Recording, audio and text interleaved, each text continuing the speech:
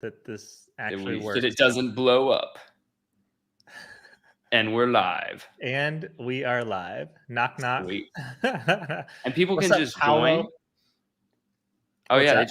Does it tell you when people join? They just Yeah, hop in? well, I don't know if sort of it'll tell us, like, we'll see comments here. Cool. Okay. Welcome, everyone. I gotta mute this over here, but it'll cool. Yeah, I think we're good. What's up, Paolo? Oh, I see the comments. Now we can see it. Yeah, we can see it now. Ah, Wade. Oh, I know Wade Nelson. Yeah, what's up, Wade? He's my boy. Yeah, dude.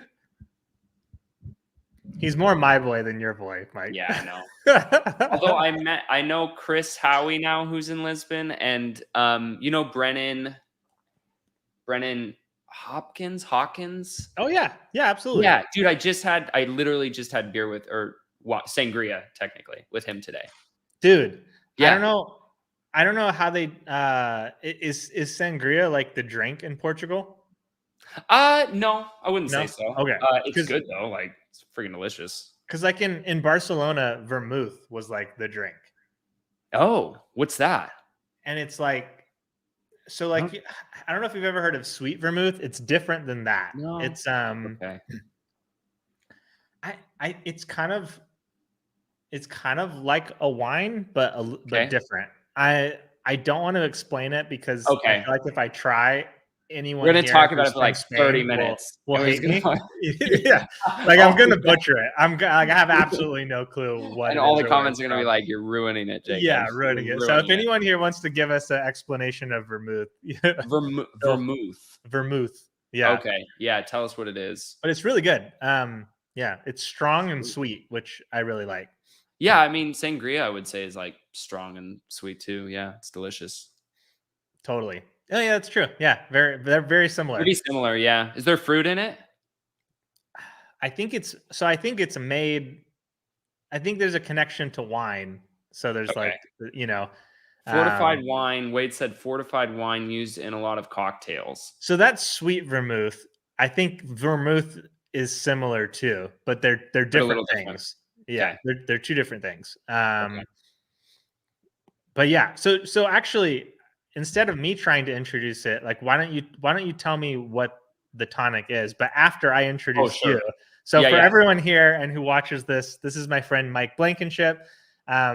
He has been a freelance writer for nearly as long as I have. So like what, 8? So for me, I'm at like 11 years now. Yeah, you have a couple years on me for sure. Yeah. 8 years, 7 years. It's less than that, dude. I think it's really? like, yeah, because I know like I'm 29 and I know I started around like 24, 25. Oh shoot. Okay. So it's like 5-6 years maybe. Dang, dude. 6 years max. There's no way as long as 6 years. Yeah. Okay. Yeah. We'll go with 6 years. Yeah. We'll do 6 years. So Mike, I mean, I must have met you like before you started then, or like as you were starting. You met me. Yeah. Our first call was like 6 months. I was probably like 6 months into it. Okay. Maybe like it was pretty new. I just made it seem like it wasn't. Like I was really good at like pretending like I knew what I was talking about. The casual confidence. Key skill set. Yes. Absolutely. And Mike's been doing this for 6 years now, which just being 6 is hard to believe. Dude, you've accomplished a lot in 6 years, man. Yeah. And you're, in addition to writing, I mean, writing is kind of your main thing, but you also run the Tonic, which is a daily email on doing. I think. So can you explain what that is to us? I think it's for people who like aren't necessarily satisfied with, I would say, going to work from 9 to 5 every day and just sort of like never growing as a person. Like if that's your life and you're happy, more power to you. That's fine. But that's not who we're for. We're for people who I think want to challenge themselves mentally, physically, business-wise, financially. It's great to join. It's 100% free. And go join if you're on here. Because no, just to clarify, when I think of like challenging myself in all those areas, like there's definitely the capacity to do that while still working a 9 to 5. Is it very For specific to sure. entrepreneurship, or is Yeah. that just more one of the ways you can No, challenge no, it's yourself? not. Yeah, I think what I mean by that, like if you work a 9 to 5, like I think what I mean is that um it's for people who want some sort of outlet for creativity or meaningfulness or purpose. And maybe that is their 9 to 5. Maybe that is their career, for instance. Maybe that's their 9 to 5. You mean 9 to 5 kind of more as a like approach to life, like you kind of like I think the so. you get your Yes. job, you go to your job, you come home, you do the same thing every night. You're not really ever looking to Yeah, and do then you get anything to the end of beyond your that. life and you're sad as shit and then you die. Like, yeah, and but it's for people who have an awareness that they don't want that to happen. And now like again, it's not as specific as like I'm going to help you leave your day job. It's not like that. Some people are really fun. I think it's about like helping you. I need to like create an elevator pitch for this, but Yeah, it's like get the value prop. dude, but it's essentially like helping you. I think it's helping you figure out what matters to you is part of it. I think helping you cope with how fucking weird life is part of it. I've had tons of I come from a family with a lot of mental illness. I have some my own challenges. Oh, see, CJ's in here. CJ's in here. Chris is in here. That's Chris, right? Yeah, Yeah, Chris. yeah. Yeah, CJ. Okay, cool. So What's yeah, up, CJ? what's up, CJ? Yeah, it's for helping people cope with the challenges they face, find meaning, and disconnect from like the really shitty advice that's out there. I think there's just a lot of it, and like it's important to deconstruct some of that and unlearn some of that stuff. Like, because at the end of our lives, I don't want to spend too much time on this, but like at the end of our lives, we're all gonna die, and so you have to come to terms with that, and that means finding something meaningful to you and like finding joy in life. And I think that's what the tonic is about. If that makes Yeah. sense. Kind of broad, but yeah. So for everyone watching this, like something I love about Mike, and something that I think is a big reason behind why he was able to, within, I mean, timelines now, what, within 2 years of your business, you're hitting consistent 20K Yeah, months. dude, it's well, yeah, 20K months, that what you said? Yeah. Yeah, yeah. It's been almost 3 years of like consistent 20K. Like there hasn't really been a month unless I was like really lazy below 20. And then yeah, there was just a flip switch in the last few months that I mean, if I was running a full speed right now, like if this month I was like full, like doing all the work I could that's being given to me, then it would be like, and I'm building like a mini agency and stuff. So if everything was running at full speed as I want it to, then it would be like probably like 60. Love it. Yeah. And So it's really good. like when I think about you, I think about someone who just you you move on stuff that you want to do, so like a lot of people have ideas about stuff they want to do. They spend years thinking about it, kind of like dipping their toe in the water, going back and forth. You just do shit, like Yeah. you wanted Yeah. to take a stab at this career. You went and took the stab, like you wanted to Yeah. move to Hawaii. You moved to Hawaii. You decided, hey, Hawaii's played out. Let's go to Portugal. You went to Portugal, like Yeah. whenever I talk with you about something you're thinking about doing, it's not that you do it instantly, but Mhm. within like a year of you knowing this is what I want to do, you're doing it, like you're Yeah. not putting it off. You do very much embody kind of the carpe diem approach to life of like, Mm. we're here for a limited time. I'm not going to waste years of my life twiddling my thumbs about something I know I want to do deep down. I'm just going to go do it and figure it Yeah. out along the way. And what I love though is that you also combine that approach with a level of consistency that I very rarely see from freelancers. Mm. And that's the first thing I want to ask you about, because like your ability to close consistent 20K months for like 3+ years, um, and to do it through primarily the same clients, Yeah. like Yes. you retain your Yeah. clients for years. Yeah. And I know from the last time we talked about this, there's some very specific things you do that most Mhm. freelancers don't, that I think have a lot to do with that consistency. So kind of just to kick things off, can you walk us through, why you're able to retain these clients for 3+ years, to the point that you really don't have to pitch because the networking you're doing while holding these clients provides more clients for you whenever you need them. Yeah, dude, it's wild. Like, cause when I left my job, cause I worked full time as a writer for at least for like a year or two. And when I left that job, I asked the company I was working for if they would be a client for me as a freelancer instead of having me full time. And they're still a client today. So it's like, it's just wild how long, I mean, like how long they've stuck with me, but yeah, man, I think it's just like one of the things I've discovered, kind of like what you're talking about, is the value that employers and businesses, and this is something I didn't see in the beginning, but that I think I recognize more now, is the value they put on when someone delivers consistently, even if it's like 80%. Like you don't have to hit home runs every time, but if you're delivering like a decent quality and you're doing it with a quick turnaround, you're responsive to when they message you and stuff, and you're doing that for a year, like, dude, and I'm learning this because I like am building a little agency, but like, you know how hard it is to find those people? Yes. Dude, yeah. And when you find them, they're gold. Like, yeah. Like letting them go is not a small thing. Even like honestly, even if their work is like 60%, it's still, if they're really consistent, if they're motivated, if they take feedback well, if they have quick turnaround time, even if it's like 60%, it's hard to let them go because it's like, I think as freelancers, we like get paranoid about the craft. Like as writers, we get paranoid about the craft, and we're like, maybe it's not 110%. So we're like, maybe we're nervous to send it off when at the deadline. So we're like kind of procrastinating on it, whatever. When really, if we just like sent it off and kept being consistent and hitting deadlines, that would really take us like 95% of the way. And I just think it's like those small things that people undervalue. I think it's like it's a fucked up. We get it wrong in terms of like what's important, right? Like we think this landing page I'm working on is it. This is, if I fuck this up, it's over. It's like, man, it like not really. Like so yeah, go ahead.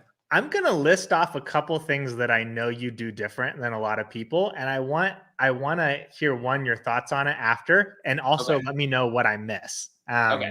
Because so first and foremost, and I learned a lot of this from building my own agency a few years back, even though I because I know you were doing that. Yeah. So for starters, you target organizations that don't need you to make profit. So that's first and foremost. You target like content marketing legends. Yes. You know, like you go after companies that have amazing systems in place, right? Yes. Yep. So that's square number one. So many freelance writers, they go target the people who don't have any of their shit together, and they come in like, oh, pressure's off because like I can't fail. You know, like they don't like, they need a savior. So if I can offer anything of benefit, like there's nothing for me to fuck up because they don't have anything built. There is so much more pressure and work required to be the savior for a small business than to be a cog in the machine of a big successful business, right? You're 100% right. Yep. Because I've done both. I've done it where people have, and when you are coming in and it's like this little company, maybe a few people, and you're coming in to save them or like get sales that they're not getting, or like, dude, it's so hard because like now it's just all on your plate and you have to, whereas like if you're in big businesses, big budgets, big forgiveness, like they're in it for the long game. They have the budget. It's set aside. Like these marketing companies have to spend the money. If they don't spend it, it goes away next year. You know, it's like, yeah. And that's like, I mean, that's such a big deal because most the small companies, you don't have a shot at a 5-year client off of the small businesses, you know, like it's the big ones that can keep you on their roster for that long, you know? Yeah, for sure. Because they're built for the long, like you said, they're built for the long term. Yeah, exactly. And you can, like, yeah, I mean, you're the biggest clients who pay me the most. Like, I have one client that's paid me like $15,000 per month for the last like 2.5 years.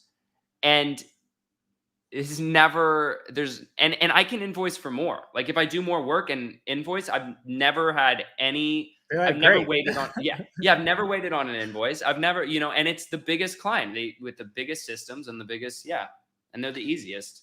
And then the next piece of that though is when you go to be the cog in a machine of a big business, you have to be a really fucking great cog, you know? Yeah. And I Yeah. think that's the thing is like so much of the mentality that like freelance, and I mean, this is probably partially the fault of many of the freelance gurus, but like so much of the mentality is like, this is my thing. I'm the professional. Yeah. I got to make what I deserve. Pay me more. Give me all the flexibility. It's very much about me. Whereas when you're going to be the cog in a machine, it's not about you. Your job at that point, the number one value that you bring to the table is, like you said, consistent work. Even if it's 80% of the quality they're looking for, getting that 80% consistently, every Just article. delivery, dude. Yeah. Yep. Delivering it on time, meeting the Yep. meeting the expectations that are set. And then too, like, I totally agree with boundaries on client communication, but when you're working with a big system, they're not calling you at like 12 a.m. No, like never. Like they're doing normal communication, and within that, if you can be hyper responsive during business hours, that's a plus. Like if they have something that pops up, they reach out to you, you respond in 30 minutes, and then deliver it with a quick turnaround.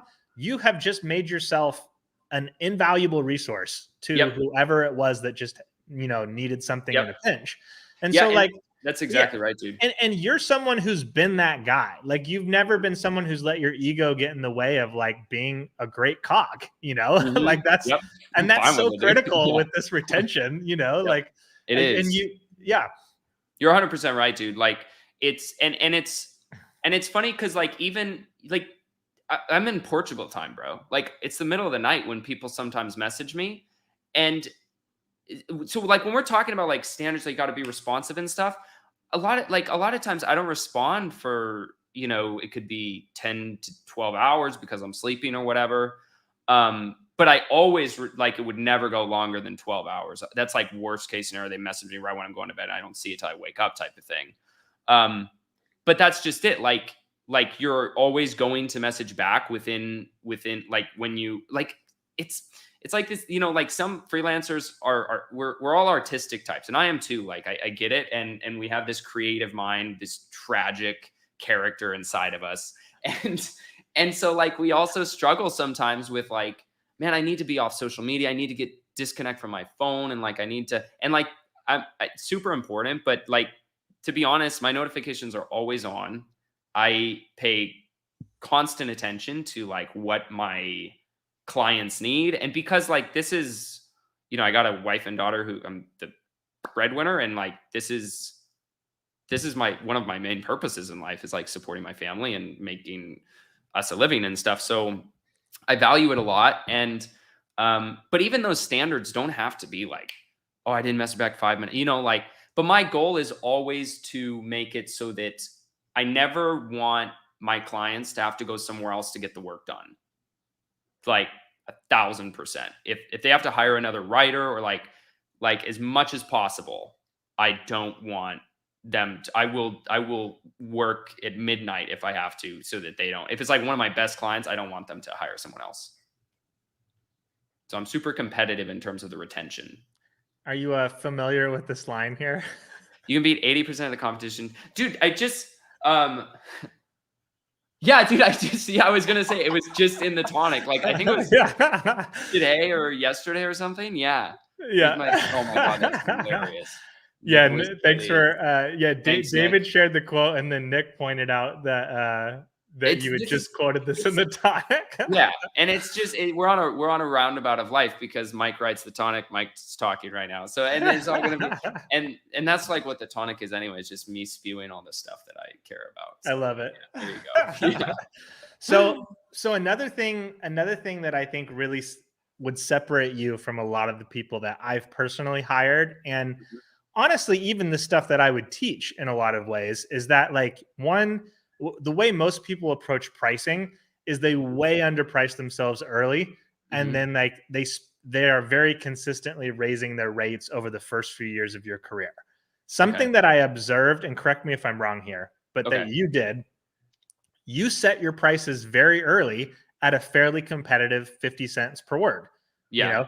Which competitive, but not like crazy pricey. Like, I'd say that's like just solid, like skilled writer price point. It's enough that the shitty people don't want to pay it. Like, the shitty clients don't want to pay it.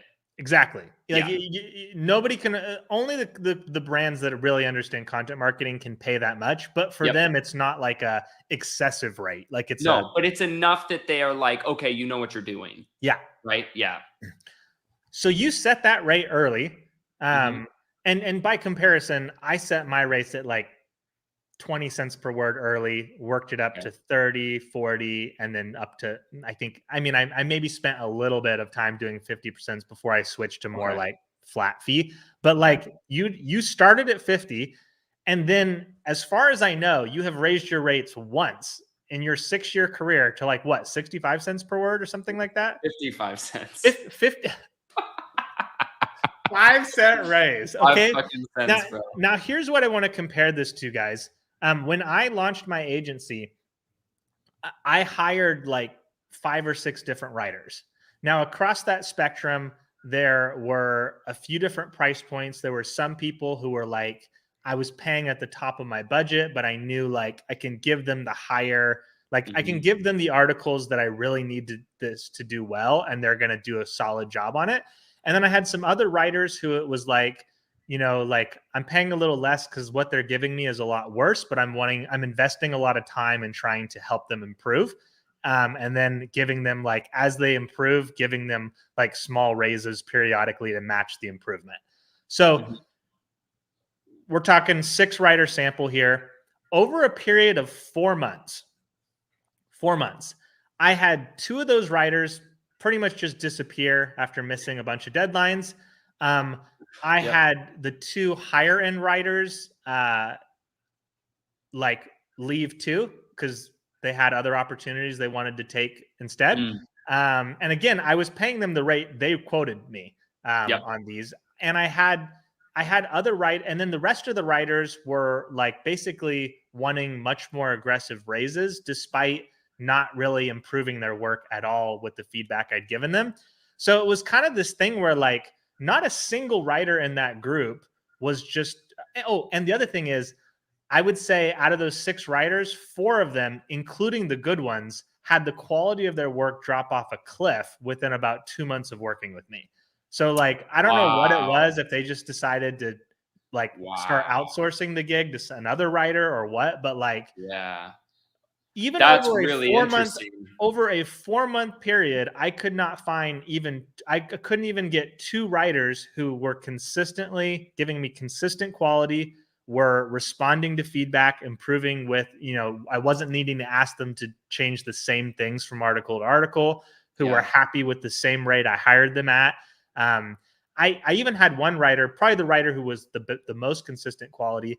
I gave her like bonuses, like multiple no previous arrangement, just to be like, hey, this was a really great article. I want to incentivize you to stick around.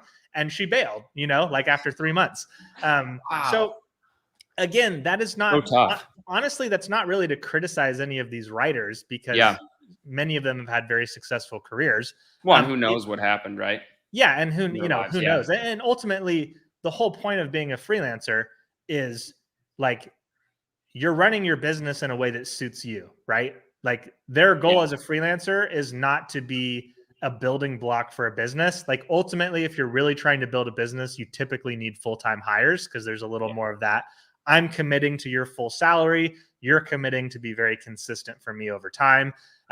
So again, not trying to criticize, more to point out that if you can come in and be a freelancer who provides consistency, you are better than like 90% of the competition, even if your writing quality isn't quite as a little strong. lower. And I would say honestly, with with the potential to use ChatGPT as an assist, like Oh, come on. Yeah. people who were struggling with prose prior to this can now deliver articles with phenomenal prose without really needing to do anything else, like just using an AI assisted model. But yeah, so like that's another thing. Like, I'm curious about what your mentality towards pricing has been. Has that been an intentional choice for retention, or were you just happy with that rate? Kind of, what's that look like? Yeah, I know so many like writers, like you were saying, that I feel like so many people are just like on the hunt for raising their rates and like getting like, I don't know, like getting more money per word or per client or per project or something, and just go up, up, up, up, up, up, up. And and for me, it's like, I mean, I approach it a little differently. I think partly because like I say this a lot, but like I know a lot of freelance writers who are single, and I have a wife and kid, and like if I don't make money, we die. So like, like I have to make money, and I'm like hyper aware of this as a human. It's just one of like I don't know, like I got it from my dad. He always supported us, and it was just like drilled into me. My dad always said like, I'll work at a gas station to support this family. Like it was always just whatever you have to do to make ends meet, you do it. Yeah. And so like to me, the priority was always like when I did raise my rates from 50 to 55 cents, which seems so silly. Like if you're hearing this, you're probably like, why? What's even the fucking point of raising your rates 5 cents? But what's interesting about that is, and this is a great takeaway if you're in a position where you have, say, like 5 or 6 or even 3 to 4 consistent clients, is a great way to raise your rates without virtually any risk of them leaving. Is a bump that's so dumb. No one's going to say, that was my goal. So like I wanted to raise my rates. I sat down and I was just playing pretend, like we're writing an email that I might send out. And I just started writing. And I was like, you know what? If I raise by 55 cents or raised it by 5 cents, like no one's going to look at this email and be like, oh, I can't do that. Not a single client. I just know for a fact they're not going to do that. And so I was really comfortable with it. But what's cool is like, before that, I was making like, it was like 16 or 17 a month. And then after it bumped, it was like an extra 2 or 3K across all my clients per month. So it wasn't nothing. Like it was an actual bump in my income.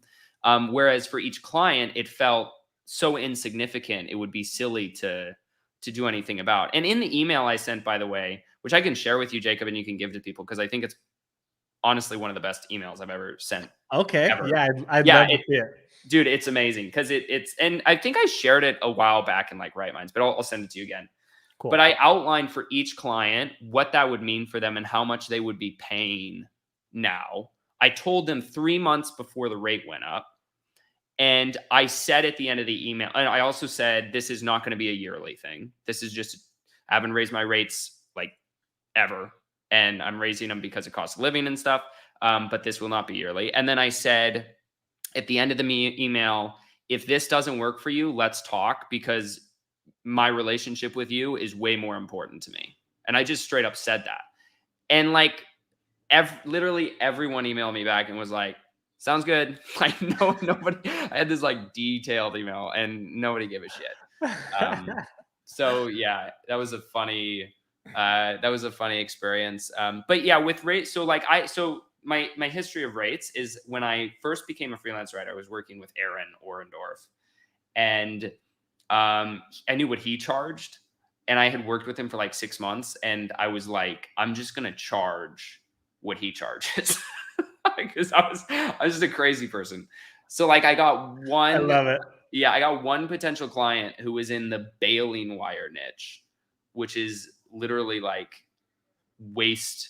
He sells baling wire for waste companies. It was the stupidest. Oh, it was awful. And I just like, I remember I was so nervous. Like I got a call and it was like my first ever potential client, right? I was so scared. And I got on the call and I just literally like forced myself to say $1 per word is what I charge. And I remember it was such a defining moment though, because he was like, okay, Like he didn't give a shit. So like I actually made $1 per word working with him for like, it wasn't very long. It was like 3 months or something. Yeah. And then I went kind of full time, and then I left full time, and I charged originally 25 cents per word, but that only lasted about 3 months. And then I just had like multiple people through referrals that wanted to work with me. And I wanted to stay full time at the time, full time with my position. And so, but I had too much work. And so I was going to I decided, I was like, should I fire someone? And I'm like, I'm going to double my rate. I was going to double my rate with all my existing clients. And I went and doubled it. And like, I was like, somebody will fire me. And then I was fine. I was like, there was one client in particular. This is really funny, actually. There was one client in particular who's now my business partner with the Tonic, 50-50 with the Tonic. Nice. And he was my client at the time. He was one of my new clients. And I was like gonna fire him. I was like, this guy, I'm just gonna let him go, whatever. And so I was like, yeah, 50 cents per word, it's not gonna work out, like just kind of like trying to push it along. And he was like, oh no, like if that's your value, that's fine. I was like, oh shit. So I like went into that, and then the other person was like, yeah, okay, I can pay that. And I was just like, and so that's what triggered me going freelance, is because like I was trying to get fired and I couldn't. And so then that set my 50 cents per word rate. And then I've kind of just sat there. It's just been like a really comfortable rate that I've been able to produce at. And my question when I'm charging people, like when I'm quoting rates, I don't always quote 50 cents per word. That's the least I quote. Sometimes I'll quote $1. That's usually the highest I quote.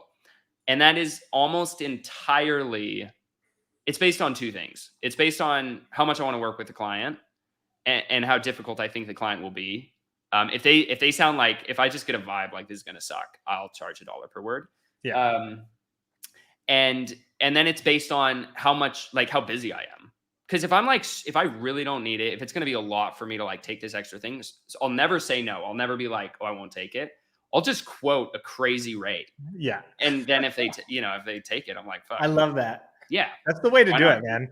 Yeah, totally. So at 20,000 at 20,000 a month, 55 cents per word, you're needing to write about 9,000 words a week. If my math is correct. Say those numbers again one more time. So at 55 cents per word, mm-hmm. making 20K per month. Mm-hmm. I know we're going to talk about the bump. No, it's okay. Bump. Yeah. But just to answer a question here from Don about, cool. and just on like a productivity level, let's talk at 20K per month first. So 20K per month, it's like 36,000 words a month at 55 cents, 9,000 a week.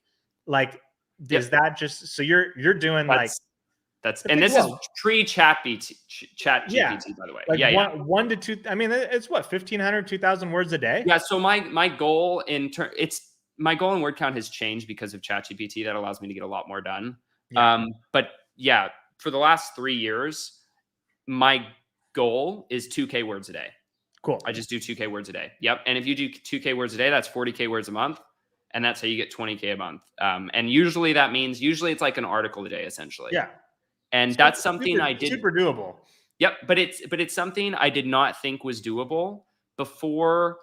When I was at Carrot, which was my full-time gig, I left for 3 months. I quit because I'm like, oh, I can go make 60K at this content agency. And I went for 3 months and did this, and they required 5,000 words a day, 2 separate articles. We were writing for Neil Patel. The agency was. And so I wrote a ton of Neil Patel stuff. And so it was 2 articles a day, 5 days a week, usually anywhere from 2,000 to 2,500 words per article. They had no line of editors. So they had a line of judgmenters, or whatever the fuck you want to call them, who would send it back to you. So not only do I have to, and all they give you, by the way, for these articles is a title. So all I have is a title, the client, and I have to outline and write 60K for $60,000 5,000 words a day. And this is, by the way, this is when my daughter was like, this is like 2 months after she was born. So I had that in personal life too. And so I was having like mental breakdowns and just like going nuts. Like this was not, and edits came back to you. So like you have a bad day and edits come back, and they were pretty harsh. And then it's like, and you would just fall behind. It was a nightmare. So I left and went back to my full-time job. Dude, But will you say what that agency was? I yeah, I hate them. So yeah. It's let me see if it's still, I'm not sure if it was called Codeless. Have you heard Oh, of it? yes, dude. Okay. Dude, I Oh, knew you know it was Codeless them. because you know Jeremy. Yes. Yes. So Dude, Jeremy's amazing. They were running that dude ragged, man. He doesn't work there anymore, but he was Dude, yeah. I tried to poach him out of Yeah. that, and he Yeah. he leveraged it into a raise, which fucking great for him. I had no. I was He's glad. I was glad he at least got a raise. He's a That total dude's a unicorn. machine, and he was He's a getting machine. paid salary for like $300K worth of writing a year. Like I think he was making like 60K. I think it was 60K, dude. Yeah. No, so when I came on, he was making the same as me. Yeah. And he made that for a long time. And he was just like, I've never met. I mean, he is ChatGPT. Like he's just back there. Like he's he was nuts. the AI writing machine before AI existed. Yeah, he created it, man.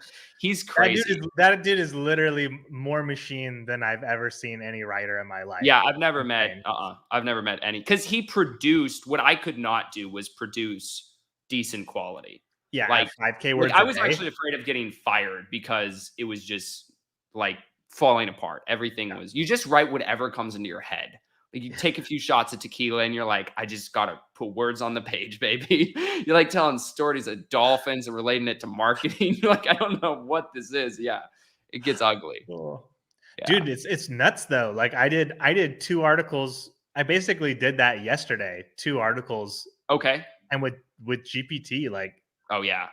Yeah. It's like 4 hours. Totally do it. It's way more doable now. Yeah. It's way more doable. Yep.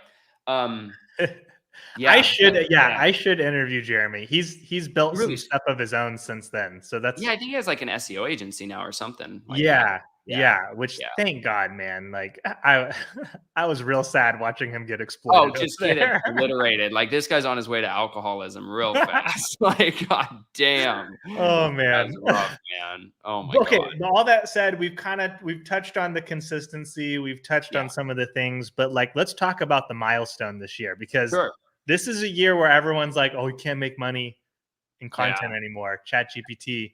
And you're now like, you hit your first ever 30K month. You're on track for, I think, what, 40K in July, maybe more than that if things all come together.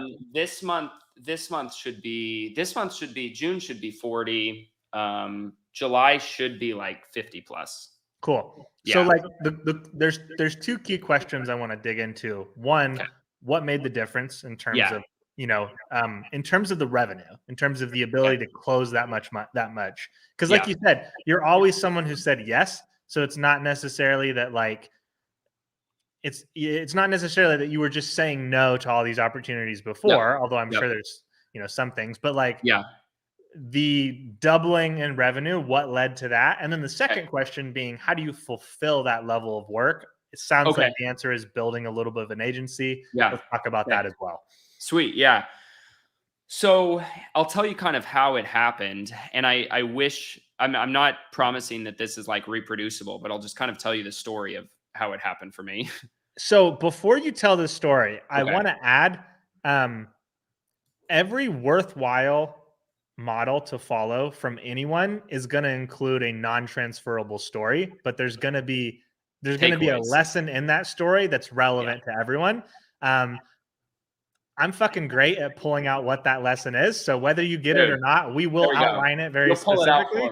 But the worst thing that you can do when you hear someone else talk about their success is go into the mentality of, this doesn't apply to me. Because it always does. Yeah. There's always a luck component involved in building anything. There's always going to be specific pieces that you can't reproduce. But the other parts, the conditions that allowed for this opportunity to happen, are always transferable. So with that said, let's dive in. Sweet, man. Yeah. And that's such an important lesson. That perspective shift is critical. So it started, there's so many lessons, like looking, like hindsight's 2020. So there's so much I've learned from this, and it's been really interesting. So the catalyst in the last 2 months, because like 3 months ago things were sort of business as usual. It was pretty normal. But so I'll just give this context. I've been working with ClickFunnels they're my biggest client. I've been working with ClickFunnels for like, I think it's like 3 years now. So I've been working with them for a long time on their blog, and it's SEO content and stuff. So saying that, I know and have spoken with like their CMO, and I know some people in there, but I've never ever, like, Russell's obviously at the top. Like, I've never spoken to Russell, and I think we were like, if maybe you're not friends. familiar with Russell Brunson, he's the CEO of ClickFunnels, very, very well-known marketer. Yeah. If you haven't heard of him, it's probably because you're new to the space. Within a year, you'll have heard of him.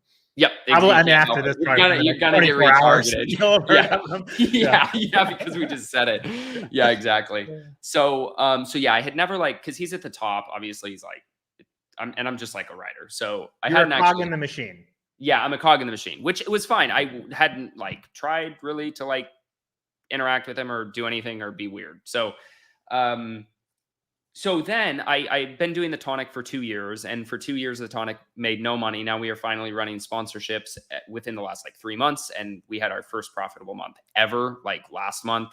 Obviously it's all getting reinvested, so I don't take any money home, but it could be profitable if we used it that way.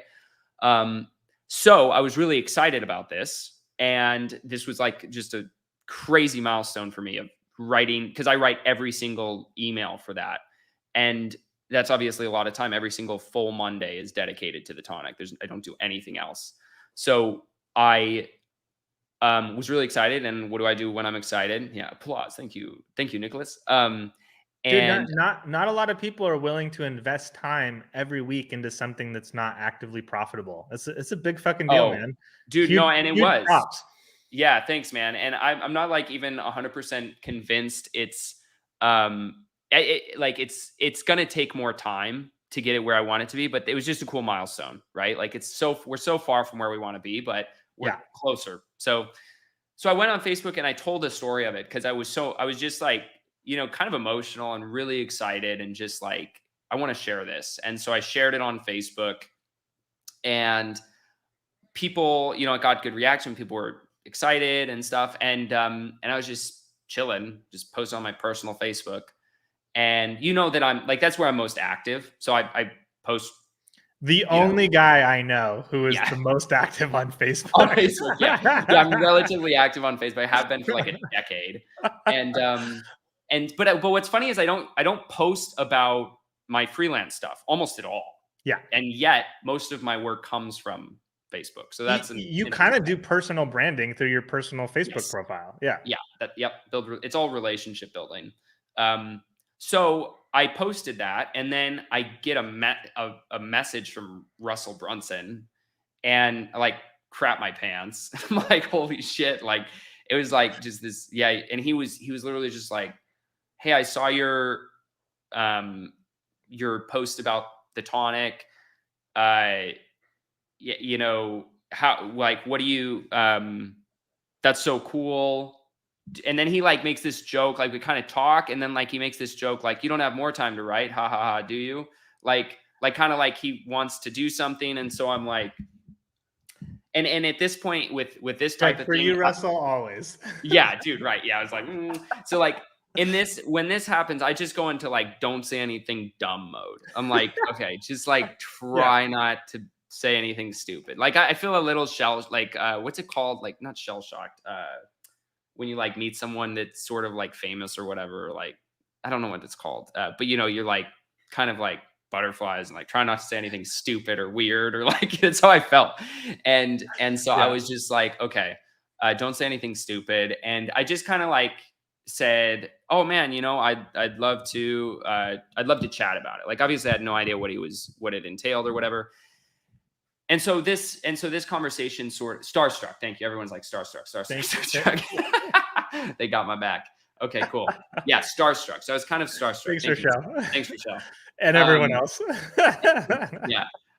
And so I just followed, like, and I suppose this is one of the lessons too, is like, even if you're scared, even just roll with it. Just follow the punches. Just kind of try and kick the can down the road, or I guess kick it toward you. I don't know. I guess that would be the opposite metaphor, but you know what? I'm not even a good writer. Like, I don't know what I'm doing. So like, I'm using the wrong fucking metaphors. But you just keep moving, keep taking step by step. And so that's what I did. I just kind of like wanted to see what this would develop into.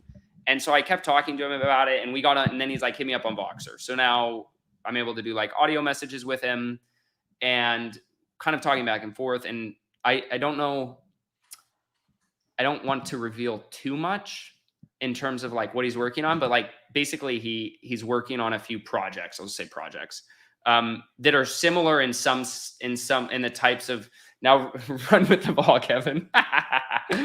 Oh my God. I love your office quotes in the emails. They're always my favorite. I just read your emails because of those. They're the best. I don't Google this shit, guys. You know it. Yeah, it's all up here, baby. Yeah, those PS office quotes, they come straight from the straight cranium. from the soul. Yeah. From the soul memory. So we're talking, and he basically has a few things he's launching. And because I did the Tonic, which is a newsletter, he's working on a few newsletters. I'll say they're newsletters. He's working on a few newsletters that he wants to launch.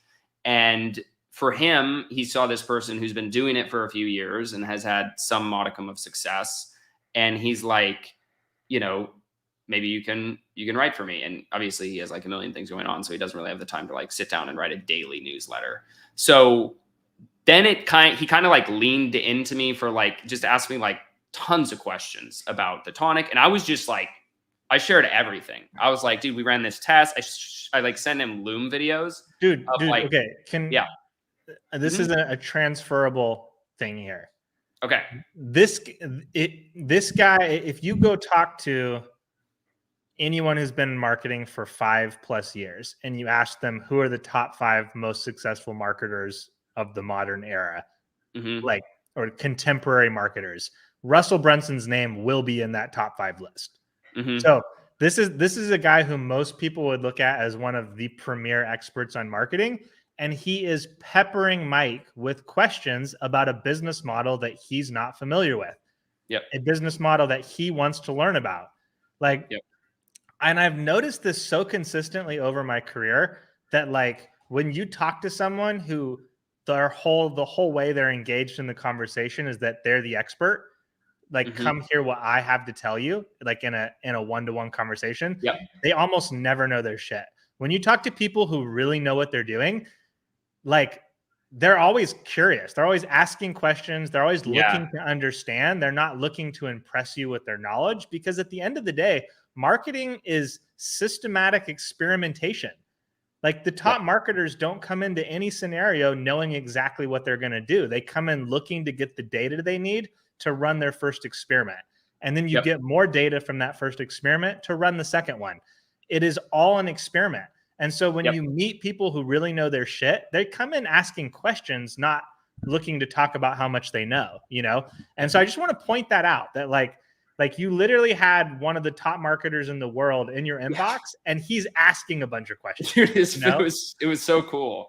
Yeah, it was so cool. And you're absolutely like, he, and that's one of the things, like I didn't know what to expect because I've only seen his ads and everything, but he's such a curious person. Like he has so little ego. Like he really just wants to understand. He's not afraid to switch things last minute. Like he just wants to do what's best, and he wants to like ask as many questions to get there. And yeah, that was super interesting. So I was obviously like, I wasn't like, oh, well, I was not at all like, let me show you how to do it. I was just like, dude, I sent him this Loom video. I was like, dude, it took us forever to figure out a way to like get subscribers consistently. And then I discovered this other funnel that this guy created for a newsletter, and we copied it. And here's how we copied it. And here's what our version looks like. And I showed him the ad. I showed him the sales page. I showed him the opt-in rate. I showed him everything, our cost per lead. And I just like Facebook ads. Yeah, it's Facebook ads. Yeah. Killer. Yeah. Straight to a sign up, or is lead magnet involved or no? Dude, I'll have to show it to you, bro. It's so good. It's like $1 per subscriber for like good quality subscribers. And it's, hell yeah, dude. It's a crazy funnel that I discovered through this guy named Josh Spector, who's like the god of newsletters. Okay. Look him up sometime. He has a lot of good content on Medium about newsletters, and I bought his course. He's amazing for newsletters. Nice. Yeah, one of the best for sure. I've actually bought ads in his newsletter before for the tonic. Oh, nice. Yeah. So yeah, so I just shared everything, and there were other questions, and probably for like, I would say for probably like a month, we just talked about what this could look like. Like we just talked on Voxer. We had one actual like Zoom call. And we just kind of like were brainstorming, and it kind of like baby steps making sense of like what this could look like until it did make sense. And then once, and actually something yeah, let me tell you how this shit works. Mike Blankenship 2023. Put that up on the screen. Meme time. There we go. I love it. It's so funny.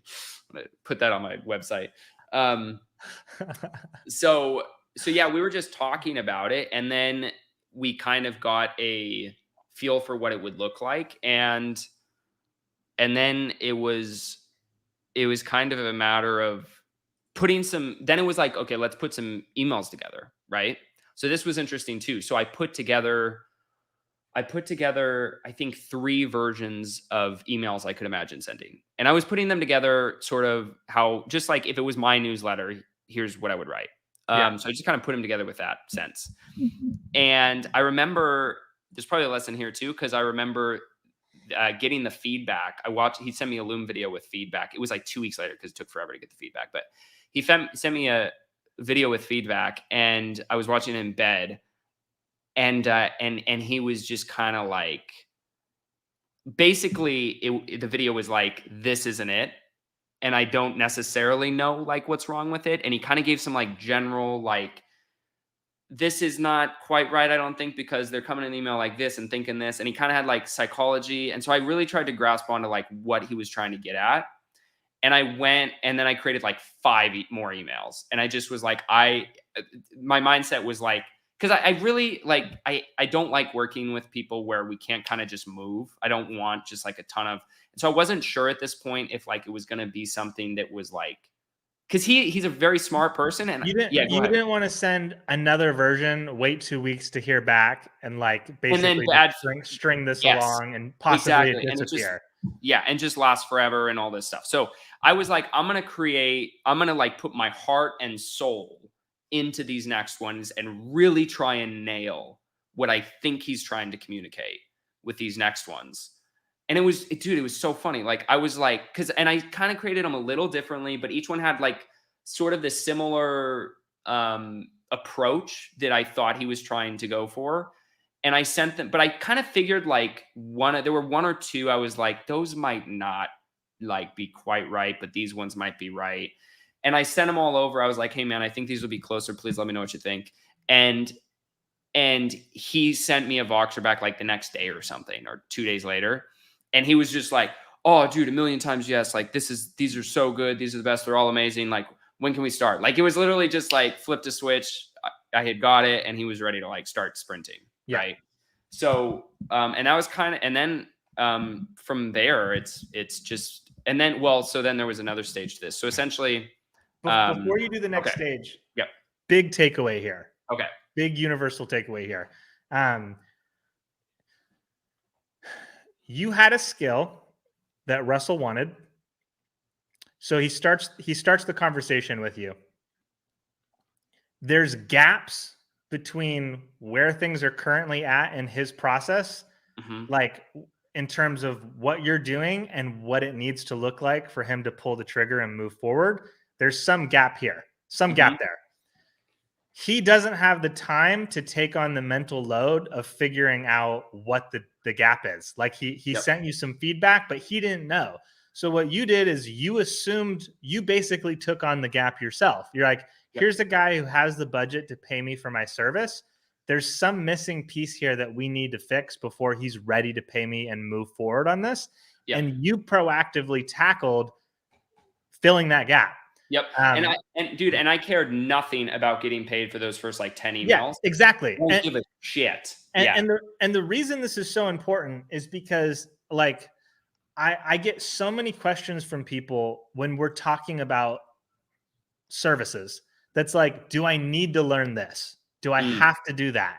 Do I Mhm. have to take this on? Like, for the most common example is like I really like to push email marketing because it's such an amazing like service to offer. And Yeah. I always get asked, does that mean I have to learn email tools, like email software?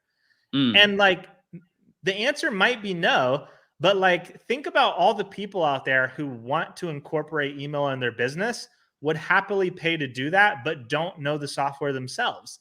Like Yep. that's the gap keeping them from being able to pay you money. And your Yep. mentality should always be looking to like fill the gap. Yeah, you wanna You make it know, as easy as possible, dude. make it easy for people to Make pay it you. easy. You know, Yes. Oh like my if god. you see, hey, if I just learn this, or if I just take a little extra time to figure this out, or if I just put an extra 5 versions together so we can figure out what's missing. Like when Yep. you have that mentality of like, I'm gonna fill the gap, you get Yep. paid a lot more because you make it Yeah. real easy for people to pay you. Yep.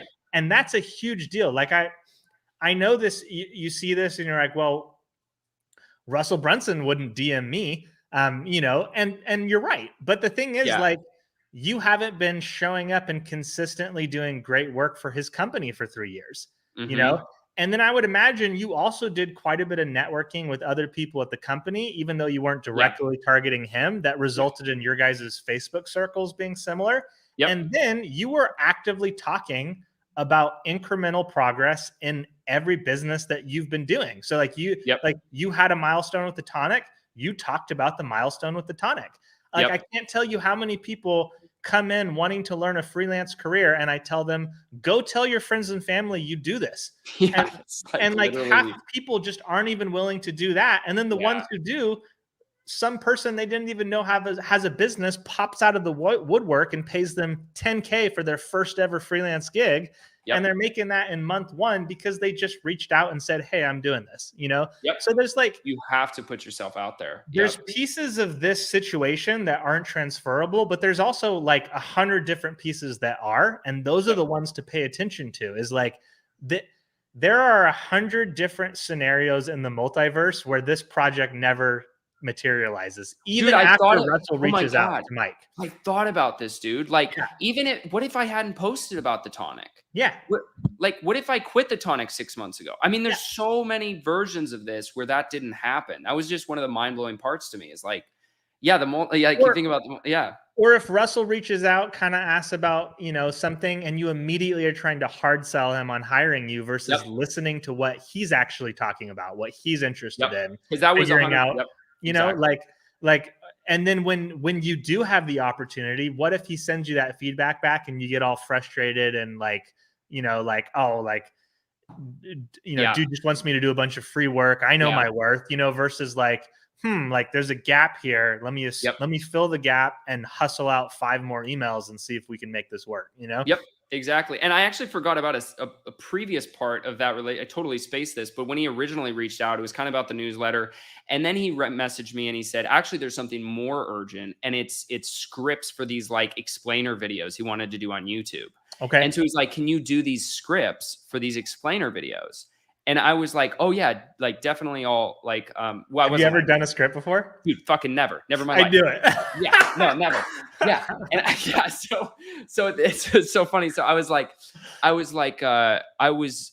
don't know what I said. I think I was pretty transparent. I said I did one script for Michaela has a little newsletter that she does, and I did like a little explainer video script for it. So I kind of showed that to him, and he was kind of like down. But like then I was like, well, do you have like a budget for this that you want to price? Because I wasn't really sure how to like price it. Yeah. And then he said, like, will you let me know and stuff, and kind of went on. And then he said at the end of this message, he was like, but if this isn't like something you want to do, he's like, I just want to get the right people on the bus. So like, no worries at all. If this is like not your skill set, just let me know and totally Yeah. fine. And so I still like internally, I heard him say that, but I still felt like saying no would lead to like, probably we weren't going to work together at all. But I still decided it was best to say no. So Okay. I messaged him. Yeah, I messaged him. I said, hey man, yeah, I think that I just don't have a lot of skills with this, and it's probably better to have someone. Let me know if you need like intros. I'll dig into my community and see if I can find someone. Yeah. But definitely let me know once you're ready to chat more about the newsletters, and we can talk about that. And then I probably didn't hear from him for like a week, and I honestly was like, I thought it was kind of dead. Yeah. I was like, yeah, kind of like, I don't know, it just kind of how it happened, and it wasn't bad or anything, but just, I don't know, you're hopeful and you don't want to get your hopes up. But then he reached out and it led where I had explained previously. So yeah, Love wild. it.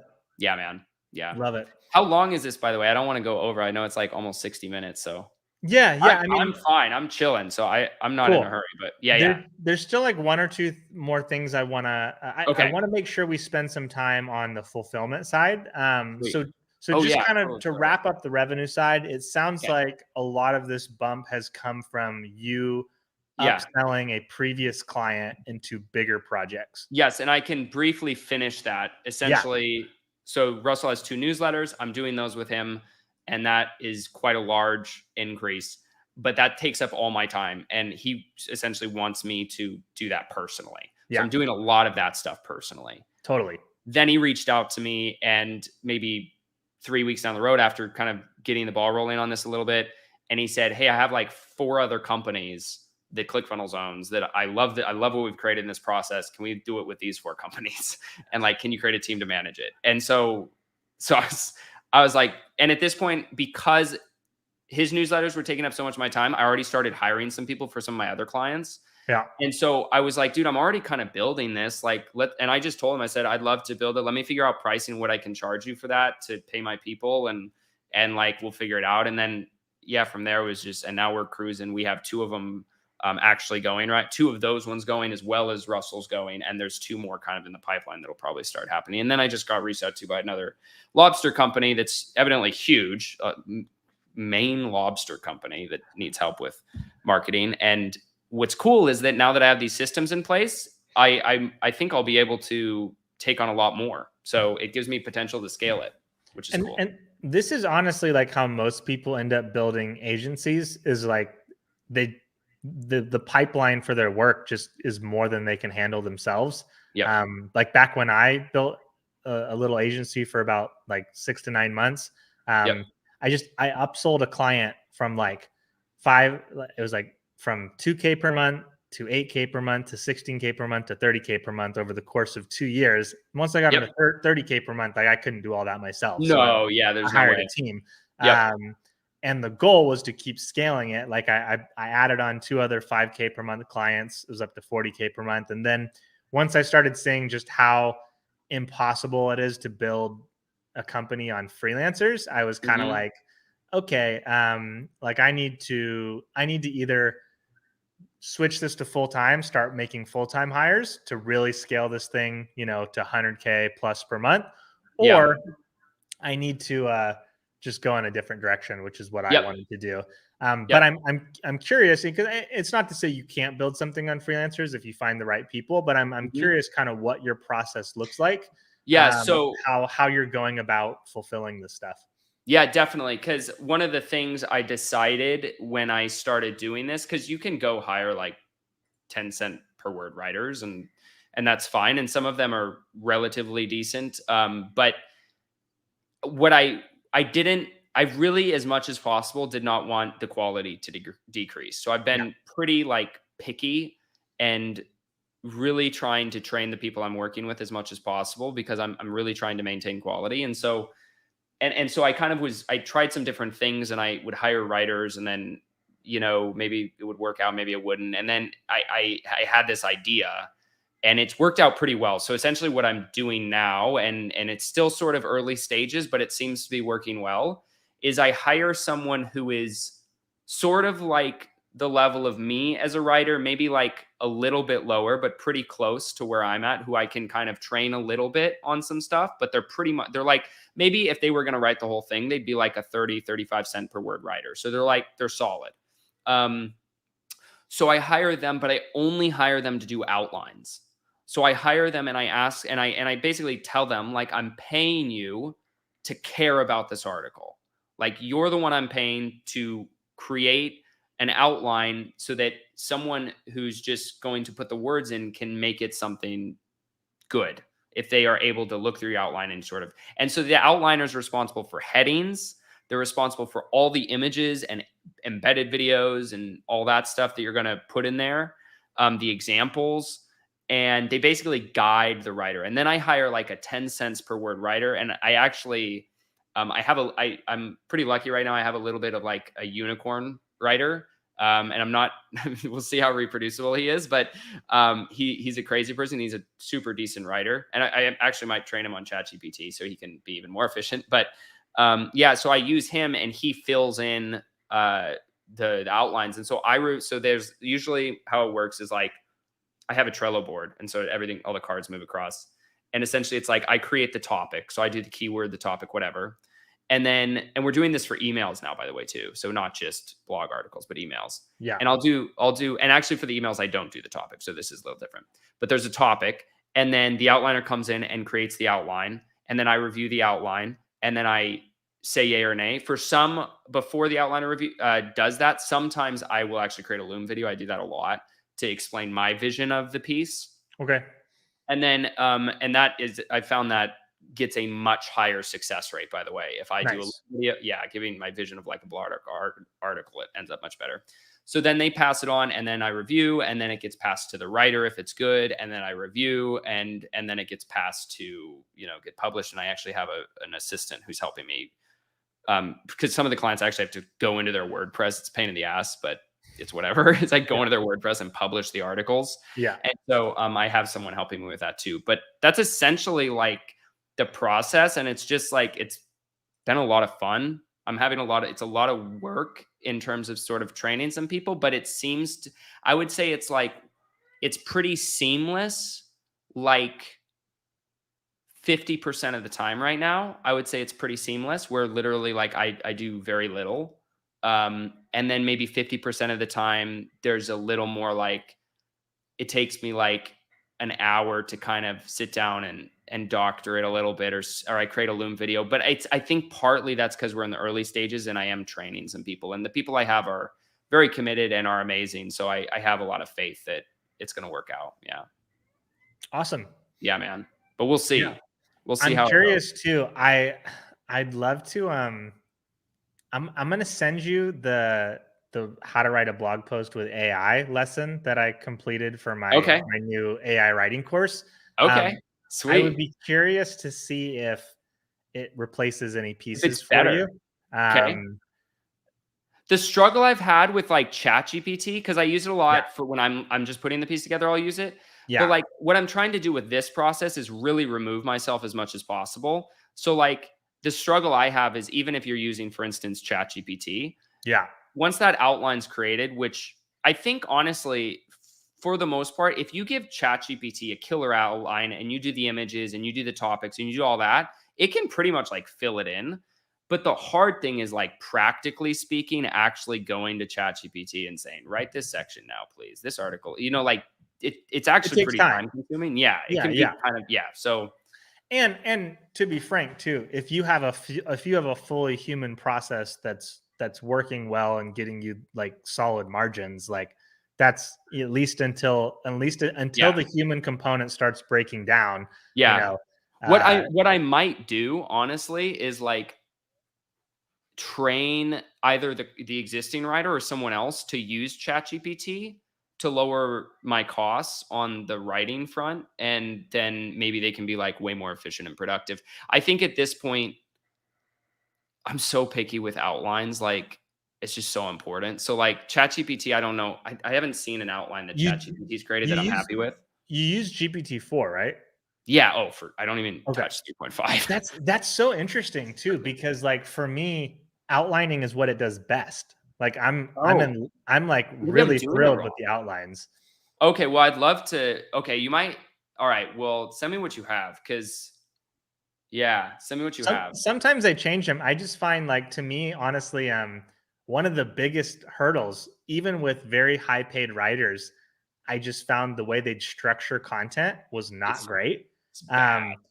So like I find like GPT-4's out of the box outlines tend to be better than 99% of the writers I've worked with in my career, which is really, and now that's different than like knowing what to include to enhance each section. So the ability to say, hey, an embedded video here would be really strong, or a good examples of this, example or here's illustrating 3 this. tips that are really important we need to mention here, or here's where you should mention the product on that we're actually talking about that we want to point people to. Yeah, like, Exactly. yeah. And if you're bringing any sort of unique point of view, that as well. But then again, like when you're outsourcing something to writers, they don't have any particularly unique point of view they're bringing to the content. They're mostly operating off of whatever outline or subject matter expertise you provide them with. So anyway, and, I am kind of like with the emails. I'm looking more to like train them on the brand and on some of the topics, and then get them to also come up with the topics.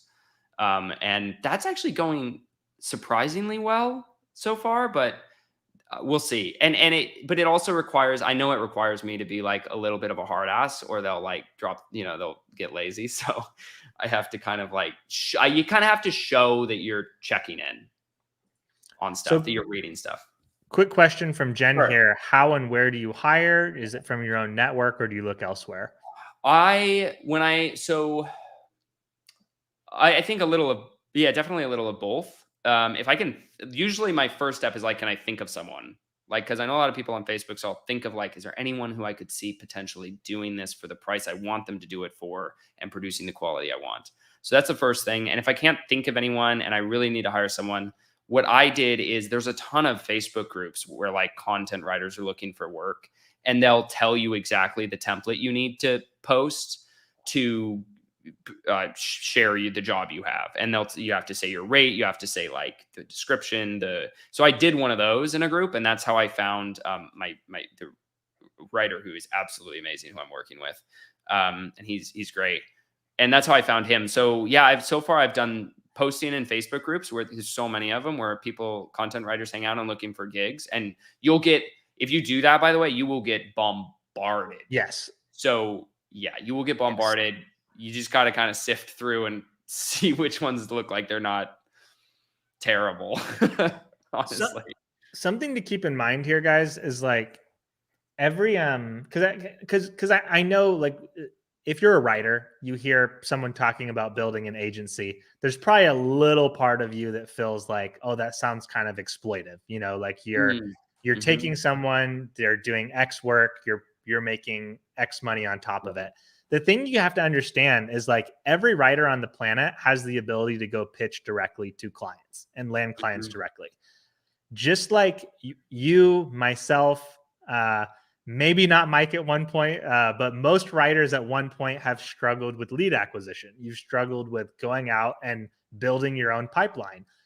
Most writers never get good at that. Like, they kind of operate off of like shoestring referrals and never really build a solid pipeline, because they're not willing to put the work into pitch and to be their own marketing department. So when you build an agency, you are building basically the lead flow. You're building the pipeline, and then finding the talent that, you have thousands of millions of, possibly even millions at this point, of writers around the world who don't have the marketing to bring in full-time work on their own. So they go to agencies and like, hey, use your lead skills to pass work on to me. And I'm going to make less of it because you're putting the money and the work in to build the marketing. And that's kind of like, you're getting what the margins you're getting paid for are your ability to source and then deliver a product to the customer. And now, granted, there's more exploitive ways to run agencies and less exploitive ways. Obviously, earlier we talked about one of the worst offenders with Codeless, that was literally bringing in people at a $60K per year salary and having them write 5K words a day. Like, awful. Simply by charging a per word rate, and a per word rate that people are happy with, you're already like not being that person, not being an ass. And on that note, like, because that's something I thought for a long time, is like, if I build an agency, it's just going to be like a sweatshop. Like, it's just terrible. And I've like, in actually doing it, man, it's really fun. Like, it's fun to have a team, and it's fun to work with people, which is something I've really missed over the last few years. So it's been really fun to actually work with a team. And then I've also just found the people who I'm working with are immensely grateful, like, to have the work. have the consistent like work coming in. Yeah, they are super grateful that they are able to sort of plug into this pipeline of work that gets passed to them, and they don't work for someone who's going to be a dick. And like that alone is something that it seems to me that they really value and is, you know, is because like you said, they're like, it is what it is. It's not good or bad, but they're just not going to find necessarily or be able to find the work. And I've just been fortunate to have it, and why not pass it off? And yeah, I just think I think it can be done right. Like there's certainly a way to do it wrong, but there's also a way to do it right. Totally agree. And I'd also mention too, like a lot of the specifics of this happen after the hire. So like, for example, we talked earlier about just how inconsistent most writers are. Yeah. So like when you're putting in the work to source talent, you oftentimes can't really afford to pay top dollar on a speculative hire. So you choose a price that gets people is enough to incentivize people to work with you. And then there's a lot you can do after the fact when you find people who really do a great job for you, that you can continue to align the incentives of the company with the talent so that they get rewarded as you grow. Yep. 100%. And then I think we had, let's see. I see some questions here. Yeah, we'll answer these and then we'll wrap up. Question from Josh. So 255 cents per word for your agency work. How do you bill? So, yeah, good question. So the pricing's changing a little bit for sure. But the lobster client I was just talking about I actually quoted them per word, and I'm just going to pass that to the agency. It's all, with the exception of like working with the Russell stuff where it's pretty transparent and they all know like I'm working with a team. All my branding right now is still like me. So a lot like, and a lot of my clients, like it's still just me. So they might have like a hunch that I have a team, but it's just still like ghostwritten. 50 cents. So yeah, when I charge per word, I charge like that. For the newsletter and stuff with Russell, the pricing's a little more complicated. And it's more like per month retainers. How do you bill? I just send invoices through QuickBooks at the end of every month after the work is done. And then for new clients, real quick, I always tell them my minimum monthly retainer is $2,000 per month. And I also require a $2,000 upfront deposit that will bill against until it's exhausted. So love it. Yep. Mike, have you checked out the Monster Wave? This is Micah Hicks. He's my buddy from Hawaii, and he's fucking with me. He sent me this text yesterday. I forgot to text him back. I don't even know why he's in this group. He's not even a writer, but maybe his sister's. It's like tripping me out right now. I'm going to text him. How did he get in here? That's so funny. Cool. What's the next one? How did you get the initial clients? When do you? Go ahead. No, you choose. We already covered that one. So okay. I think we're going to go ahead and wrap it up here. Thanks everyone for hopping on. I'm going to throw in here, if you want to check out the Tonic, which is Mike's daily newsletter, check it out there. We'll add it into the description as well. And then this interview is sponsored by Write Minds, which is the AI writing community that I run. You can check it out here. We just finished launching niche websites. So cool. 50 post sites in 7 days. We had I think like over 30 people get sites up, in 7 days with 50 posts. So I'm so excited to see the results for that, man. You gotta publish a case study once that's I 100% will. Yeah, there's a lot of follow-up work that's going to have to be done as well. We have a little shout out from Glenn here. Appreciate it, Glenn. There you go. Oh, look at this from Nick as well. Highly recommend. It's awesome. It's $20 a month. So it's super affordable. No brainer. We also use parity pricing. So if you're overseas, your currency is weaker against the US dollar, you get a discount. Even if you get like one good nugget per month, it's like pretty damn good price for $20. Right? Yep. That's the goal anyway. So anyway, thanks everyone for watching, and we will catch you on the next one. My goal is to do like one of these per month with people who have hit milestones in the last year. Thanks so much, Mike, for hopping on. Always fun to interview you and pull out some of the there's a lot of unique things about how you approach freelancing and building a business, and appreciate you hopping on. Thanks, man. Anytime. Cool. We'll go catch that monster wave, and I will see you guys later. Bye, guys.